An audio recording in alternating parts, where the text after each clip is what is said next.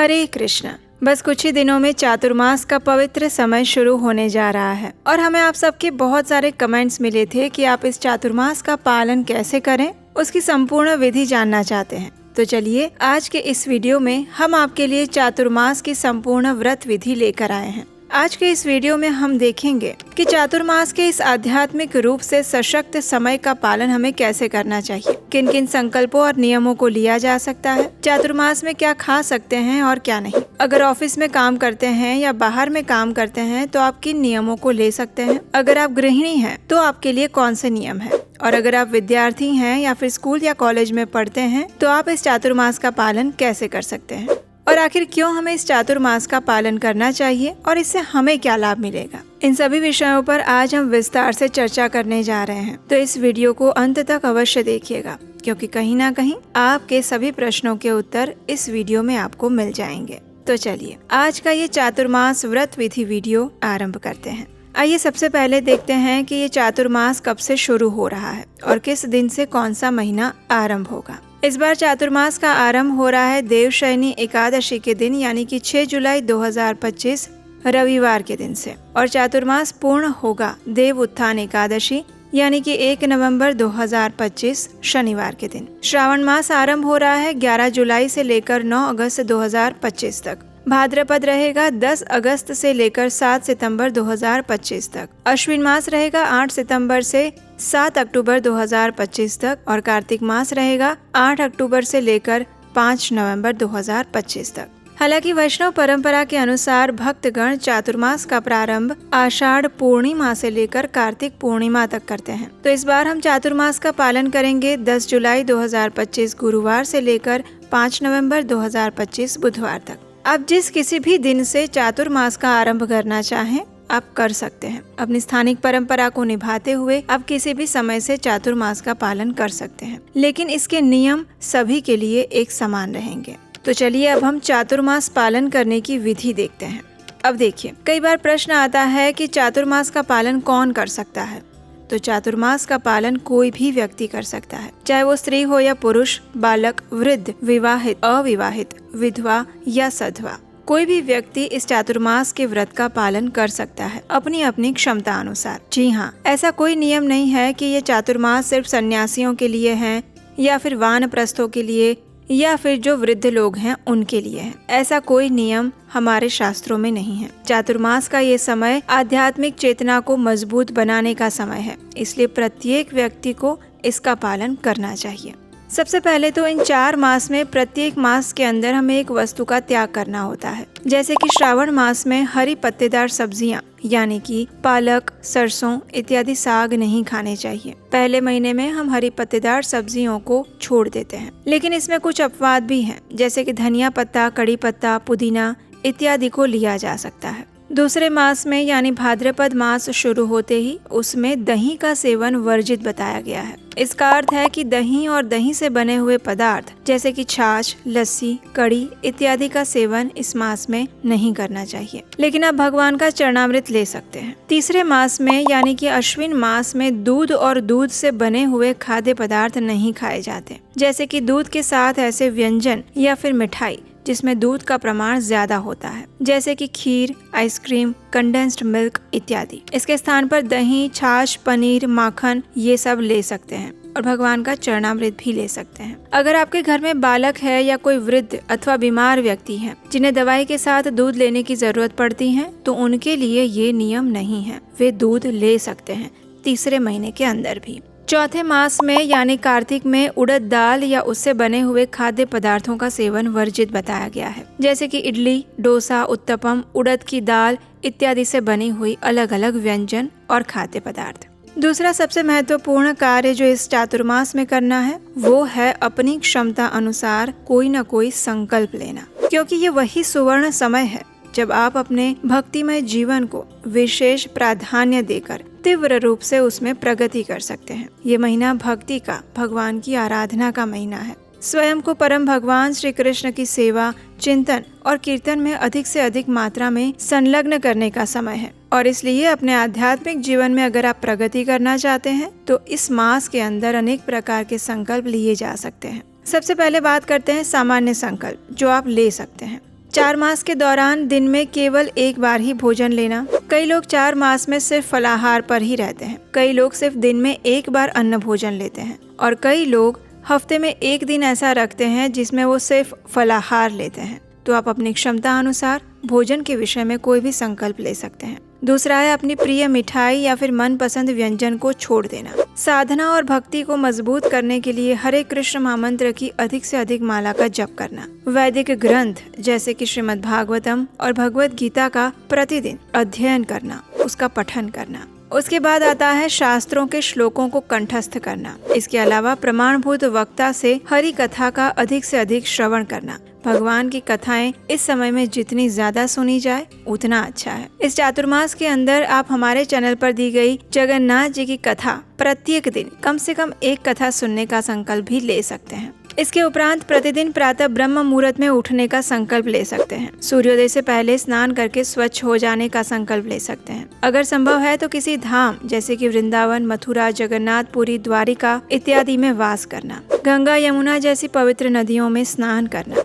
अपनी क्षमता अनुसार कुछ न कुछ दान देना। शारीरिक रूप से मंदिर या फिर घर पर भगवान की विशेष सेवा करना। मानसिक रूप से और वाणी से किसी भी व्यक्ति के प्रति अपराध ना करना। चलिए अब बात करते हैं कि अगर आप गृहिणी हैं तो आप इस चातुर्मास का पालन कैसे कर सकती हैं और आप क्या क्या संकल्प ले सकते हैं। गृहिणियों के लिए प्रातः काल में सूर्योदय से पहले उठकर स्नान करना अत्यंत आवश्यक है। प्रत्येक दिन हरे कृष्ण महामंत्र की कम से कम 16 माला का जप करना, चाहे वो सुबह में कर लीजिए या फिर पूरे दिन में थोड़ी थोड़ी करके कीजिए। दिन में कम से कम एक बार भगवान के लिए सात्विक भोग बनाकर उन्हें अर्पित करना और वही प्रसाद अपने परिवार को देना, क्योंकि पूरा वर्ष तो हम परिवार की पसंद नापसंद के अनुसार भोजन बनाते रहते हैं, लेकिन कम से कम इस चातुर्मास में, और वो भी कम से कम एक समय ऐसा रखे जब आप भगवान के लिए भोग बनाएं, उसमें तुलसी पत्र रखें और उनको अर्पित करें और फिर उसी प्रसाद को परिवार के सभी सदस्य साथ बैठकर खाएं। उसके बाद आता है भोजन में लहसुन, प्याज जैसे तामसिक पदार्थों का त्याग करना। रसोई बनाते हुए भगवान के कीर्तन या फिर कथा को सुनना। दिन में विशेष समय ऐसा निकालना जहां पर आप प्रत्येक दिन भगवत गीता के अध्याय का या फिर भागवतम ग्रंथ के एक अध्याय का पाठ कर सकें।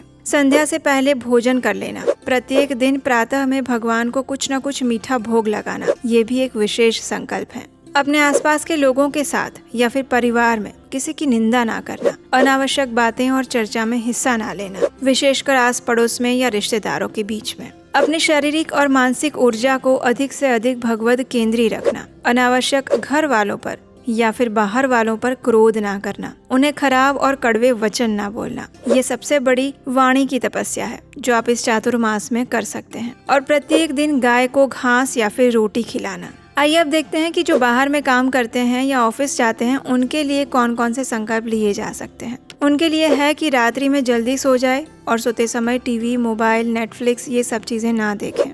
अगले दिन सुबह सूर्योदय से पहले उठ जाएं और उठकर स्नान इत्यादि से स्वच्छ होकर सबसे पहले भगवान का दर्शन करें, अपने मंदिर में या फिर घर में। ऑफिस जाने से पहले या बाहर काम पर निकलने से पहले हरे कृष्ण महामंत्र की कम से कम 4, 8 या 16 माला करने का संकल्प भी आप ले सकते हैं। बिना माला किए घर से बाहर नहीं जाएंगे, ये संकल्प भी ले सकते हैं। दिन के समय में ऑफिस में या फिर कामकाज के स्थान पर अधिक से अधिक मौन रहना। जितना आवश्यक हो उतना ही बात करना। अनावश्यक ऑफिस पॉलिटिक्स या फिर इधर उधर की बातों में ना फंसना। ये एक अच्छा संकल्प है जो आपकी मानसिक ऊर्जा को बचाएगा। चाय, कॉफी, सिगरेट जैसे अगर कोई व्यसन है तो इनको इस 4 मास के लिए छोड़ देना। अगर पूरी तरह नहीं छोड़ सकते तो उसे जितना हो सके उतना कम से कम करना। सात्विक भोजन लेना, घर में बनाया हुआ, बाहर का बनाया हुआ कोई भी भोजन या फिर पदार्थ इस 4 मास के लिए कम से कम छोड़ दीजिए। अगर बाहर कहीं ट्रैवल करना पड़ रहा है या फिर मजबूरी में बाहर का भोजन लेना पड़ रहा है तो फिर प्रयास करें कि बिना लहसुन प्याज वाला शाकाहारी सात्विक भोजन लें। हफ्ते में एक दिन प्रत्येक रविवार को आसपास के किसी मंदिर में जाना, भगवान के दर्शन करना और कुछ न कुछ शारीरिक या फिर आर्थिक दान देकर सेवा करना। चातुर्मास की प्रत्येक एकादशी का सभी नियमों के साथ पालन करना। ब्रह्मचर्य का पालन करना। अगर सभी दिन उपवास का संकल्प नहीं ले सकते तो कम से कम ये संकल्प लें कि जब तक हरे कृष्ण महामंत्र की निर्धारित संख्या में माला का जाप ना हो जाए तब तक मैं कुछ नहीं खाऊंगा। चातुर्मास में आने वाले विशेष दिन और पर्व के ऊपर विशेष दान देना। जैसे कि एकादशी, श्रावण मास का सोमवार, पूर्णिमा, जन्माष्टमी, राधाअष्टमी, नवरात्रि, दशहरा, दिवाली इत्यादि। इन विशेष दिनों पर अपनी क्षमता अनुसार कुछ न कुछ योग्य स्थान पर दान अवश्य देना चाहिए। इस चातुर्मास में अपने संपूर्ण परिवार के साथ अगर संभव है तो कम से कम एक बार किसी न किसी पवित्र धाम में जाइए, जैसे कि वृंदावन, मथुरा, हरिद्वार, ऋषिकेश, जगन्नाथपुरी, मायापुर, द्वारिका इत्यादि। जो भी आपके घर के पास हो वहाँ जा सकते हैं, जहाँ पर आपकी अनुकूलता हो वहाँ जा सकते हैं। लेकिन इस चातुर्मास में पवित्र नदियों में स्नान करने का और धाम वास करने का विशेष फल मिलता है। आइए अब देखते हैं कि अगर आप पढ़ाई कर रहे हैं, विद्यार्थी हैं, स्कूल या कॉलेज में जाते हैं तो आपके लिए संभावित संकल्प क्या हो सकते हैं।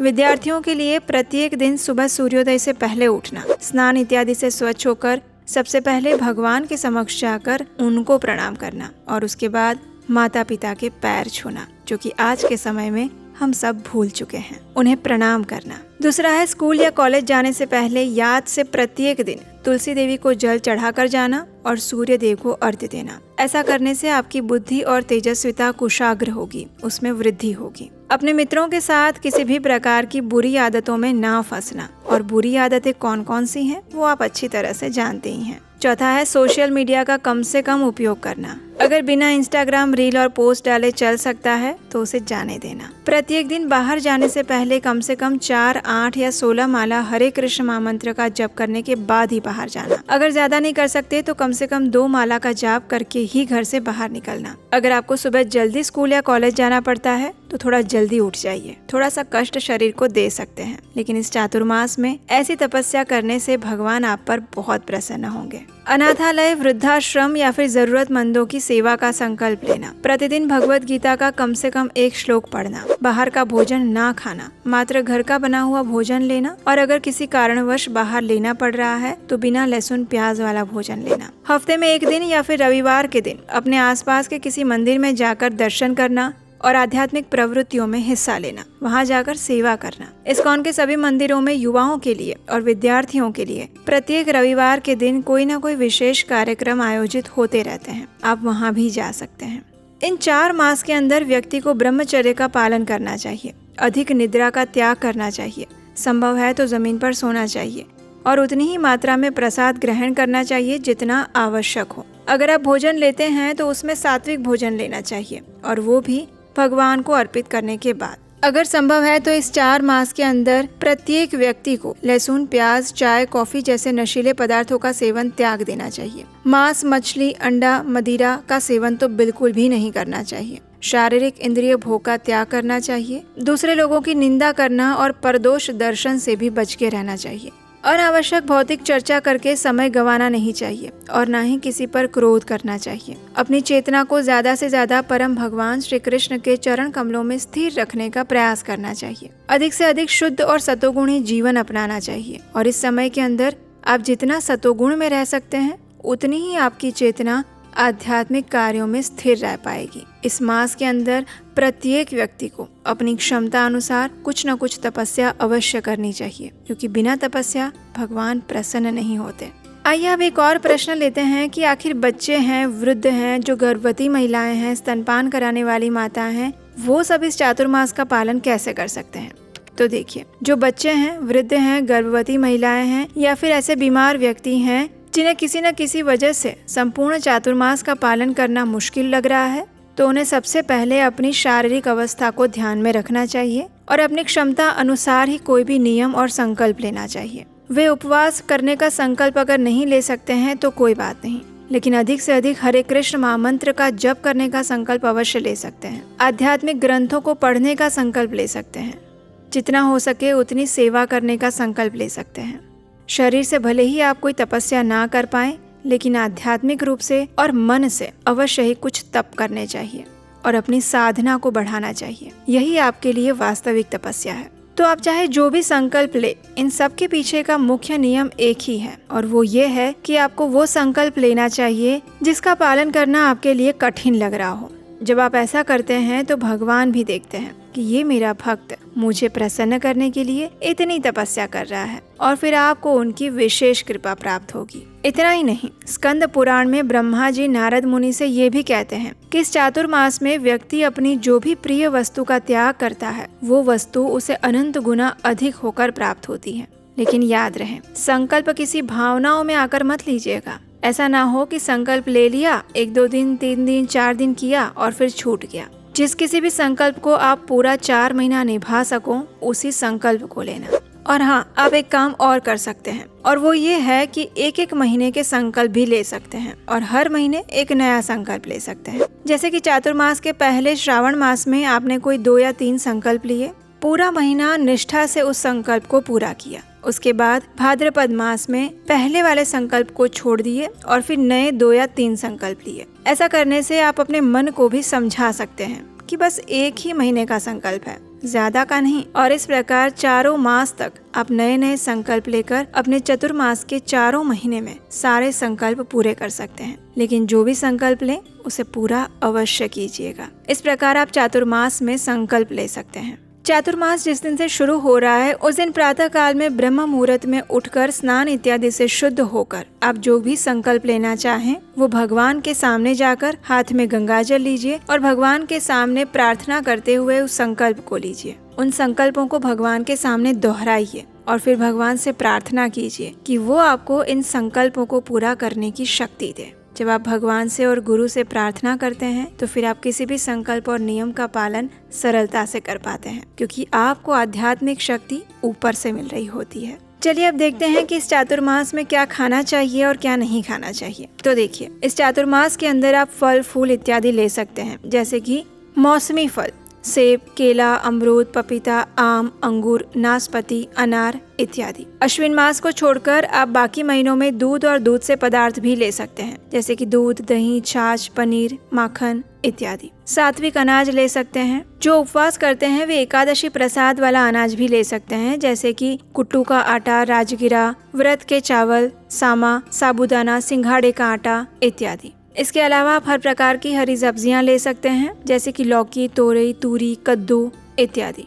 लेकिन याद रहे, श्रावण मास में हम हरी पत्तेदार सब्जियां नहीं खाते हैं, तो वो नहीं लेना है। इस मास में आप मूंग दाल, तुअर दाल इत्यादि भी ले सकते हैं, जो सुपाच्य हो और सात्विक भी हो। इस मास में आप घी ले सकते हैं। अपने भोजन में प्रयास करें तेल का कम से कम प्रयोग करें और घी का अधिक से अधिक प्रयोग करें। घी का उपयोग करने से सात्विकता बढ़ती है और शरीर को ऊर्जा मिलती है। इस मास में आप सूखे मेवे ले सकते हैं, बादाम, किशमिश, अखरोट, काजू इत्यादि। और प्रयास करें कि इस चातुर्मास में आप जो भी भोजन बनाते हैं उसमें सेंधा नमक का प्रयोग करें, और विशेषकर उपवास में तो बिल्कुल सेंधा नमक ही लेना चाहिए।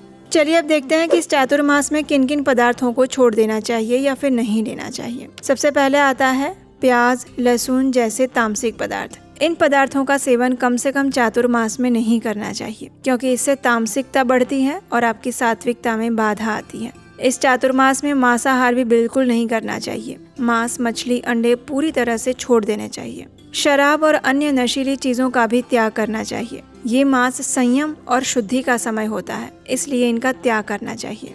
ज्यादा तला हुआ, भुना हुआ, मसालेदार और भारी भोजन इस चातुर्मास में नहीं लेना चाहिए। इस चातुर्मास में विशेषकर एक बात का ध्यान रखें जो अधिकतर गृहिणियां करती हैं, और वो है बासी भोजन लेना। रात को कुछ बनाया था, बच गया, फ्रिज में रख दिया और अगले दिन सुबह फिर से हम खाएंगे। कई बार तो दोपहर तक उसे चलाते हैं। इस चातुर्मास में कम से कम इन नियमों को बंद कर दीजिए। ये ना सिर्फ आपकी आध्यात्मिक चेतना को दूषित करते हैं, अपितु वो आपके शरीर को भी खराब कर रहे हैं। थोड़ा सा भोजन बचाने के चक्कर में आप अपने मन की ऊर्जा और शरीर दोनों को खराब कर रहे हैं। इस चातुर्मास में रात्रि के समय दही का उपयोग भी ना करें। आयुर्वेद के अनुसार रात में दही वर्जित बताया गया है। इसके अलावा रासायनिक पदार्थ, प्रिजर्वेटिव्स डाले हुए पैक्ड फूड्स भी नहीं लेने चाहिए, और प्रयास करके बाहर का खाना इस चातुर्मास में कम से कम बंद कर दीजिए। आपकी सेहत के लिए भी अच्छा रहेगा और आपकी आध्यात्मिक चेतना के लिए भी। इसके अलावा हम कुछ और बातों का ध्यान रखें। इस मास में भोजन बनाते हुए आप हरे कृष्ण महामंत्र का जप करते रहिए, या फिर कीर्तन सुनते रहिए, या फिर सबसे अच्छा है भगवान की कथा सुनते हुए भोजन बनाइए। ऐसा करने से आपके मन की जो मानसिक चेतना है वो आपके भोजन में जाएगी, और आपके भोजन के माध्यम से ये आपके परिवार की चेतना में भी जाएगी। तो ये सबसे अच्छा तरीका है। दूसरा है भोजन को भगवान को अर्पित करने के बाद ही स्वयं ग्रहण करें। जो भी बनाते हैं वो भगवान को ध्यान में रखते हुए बनाएं। उसमें तुलसी पत्र डालें, अच्छे से अच्छा भोजन बनाएं। बस उसमें तामसिक चीजें नहीं होनी चाहिए। लहसुन, प्याज और अन्य मसाले जिसमें लहसुन प्याज के पाउडर का प्रयोग किया गया हो। भोजन बनाते समय शुद्धता का विशेष ध्यान रखें। भोजन पकाने से पहले, रसोई घर में जाने से पहले, स्नान करने के बाद ही जाएं। अगर उपवास कर रहे हैं तो ज्यादा से ज्यादा पानी पिए। डिहाइड्रेशन से बच के रहें।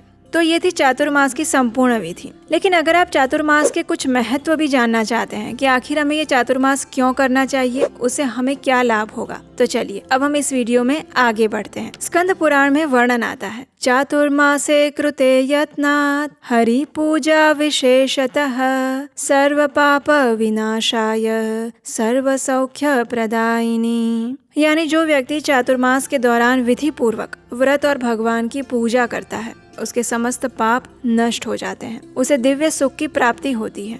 तो 4 महीनों तक चलने वाला ये जो चातुर्मास का व्रत है वो आषाढ़ मास की शुक्ल एकादशी से आरंभ होता है, जब भगवान विष्णु योग निद्रा में शयन करने जाते हैं, और फिर कार्तिक मास की शुक्ल एकादशी तक ये चलता है, जब देवोत्थान एकादशी आती है।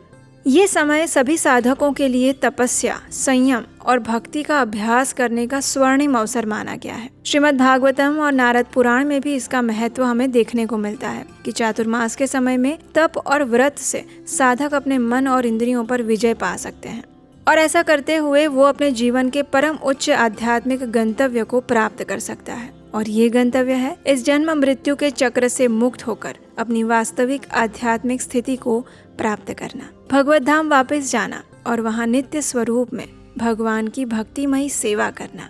चातुर्मास का समय आपके लिए सबसे अच्छा इसलिए भी है क्योंकि ये वर्षा ऋतु का समय होता है। अगर वैज्ञानिक दृष्टिकोण से भी देखा जाए तो यहाँ पर बताए गए जितने भी नियम हैं, अगर उनका हम पालन करते हैं तो आपकी शारीरिक स्वास्थ्य के लिए भी ये अच्छा रहेगा। क्योंकि आप सब जानते ही हैं, जैसे ही बारिश शुरू होती है वैसे ही वातावरण में अनेक प्रकार के बीमारियाँ, जीवाणु, संक्रामक बीमारियाँ शुरू हो जाती है। इन सब से बचने के लिए भी, शरीर को स्वस्थ रखने के लिए भी चातुर्मास के नियमों का पालन करना हमारे लिए अच्छा रहता है। और यही दिखाता है कि हमारे महान ऋषि मुनि कितने विद्वान थे। वे अध्यात्म को, हमारे धर्म को विज्ञान और तार्किकता के साथ इस प्रकार जोड़ देते थे कि सभी मनुष्य के लिए इसका पालन करना सरल हो जाए। तो अगर भगवान के लिए नहीं तो कम से कम अपने शरीर के लिए भी इस चातुर्मास का अच्छे से पालन कर लीजिए। और हाँ, इस चातुर्मास का पालन करने से आपको जो सबसे बड़ा लाभ होगा वो ये होगा कि जब 4 महीने तक आप कोई भी नियम संकल्प का पालन कर लेते हैं तो 4 महीने पूरे होने के बाद आपको अपने अंदर एक दिव्य आध्यात्मिक ऊर्जा का अनुभव होगा। एक ऐसी आध्यात्मिक शक्ति मिलेगी जो आपको बड़े से बड़ी विषम परिस्थिति का सामना करने के लिए भी ऊर्जा प्रदान करेगी। हो सकता है आपको भगवान के आशीर्वाद ना दिख रहे हों, लेकिन आपको जो शक्ति मिल रही है, आपके अंदर में जो एक सकारात्मक बदलाव दिख रहा है, वो तो आपको दिखेगा ना। तो अपनी चेतना को मजबूत करने के लिए, जीवन में किसी भी संकल्प को सफलतापूर्वक प्राप्त करने के लिए भी इस चातुर्मास में थोड़ी बहुत जो तपस्या है उसे कर लीजिए। वो आपके लिए ही फायदेमंद रहेगी। और फिर इन्हीं 4 मास के अंदर सबसे ज्यादा त्योहार और पर्व भी आते हैं, जैसे कि हरियाली तीज, बलराम जयंती, कृष्ण जन्माष्टमी, रक्षाबंधन, राधाष्टमी, प्रभुपाद जी का आविर्भाव दिवस, वरा द्वादशी, शरद पूर्णिमा, दशहरा, दीपावली, गोवर्धन पूजा और सबसे पवित्र और मंगलमय कार्तिक मास। और ये सभी पर्व हमें अपनी आध्यात्मिक शक्ति को मजबूत बनाने में सहायक बनते हैं। इसलिए चातुर्मास का ये 4 महीने का जो समय है वो यूं समझ लीजिए कि आपके लिए एक सोने की खान है। जितना निकाल सकते हैं उतना निकाल लीजिए। और यही थी हमारी आज की चातुर्मास के विषय में संपूर्ण जानकारी। हमें आशा है कि ये जानकारी आपको उपयुक्त लगी होगी, लाभकारी लगी होगी। अगर ऐसा है तो इस जानकारी को दूसरे लोगों को भी शेयर कर दीजिए। इस वीडियो को लाइक करना मत भूलिएगा। और हाँ, इस चातुर्मास में आप कौन से नियम का पालन करने वाले हैं, क्या संकल्प ले रहे हैं, वो हमें नीचे कमेंट बॉक्स में लिखकर जरूर बताइएगा। आप इस प्रकार से जब संकल्प लिखकर हमें बताएंगे तो उसका पालन करना आपके लिए और भी आसान हो जाएगा, क्योंकि हमारे शास्त्रों में बताया गया है। और शायद आपने वट सावित्री व्रत की कथा में भी सावित्री के मुख से सुना होगा कि जो विचार मन में आता है और फिर जो मन से शब्दों द्वारा व्यक्त हो जाता है उसे फिर पूरा करना ही होता है, उसमें कोई विकल्प नहीं होता। तो इसलिए अपने संकल्प आप हमें कमेंट बॉक्स में लिखकर बता सकते हैं। और अगर चातुर्मास से जुड़ा और कोई प्रश्न है तो वो भी बताइए, हम उसका उत्तर देने का प्रयास करेंगे। इस चातुर्मास में हम आपके लिए बहुत सारी सुंदर पौराणिक कथाएं भी लेकर आएंगे, और वो सिर्फ और सिर्फ आपके अपने चैनल उपदेशाष्टकम पर। तो देख लीजिए, सब्सक्राइब तो किया है ना। हरे कृष्णा।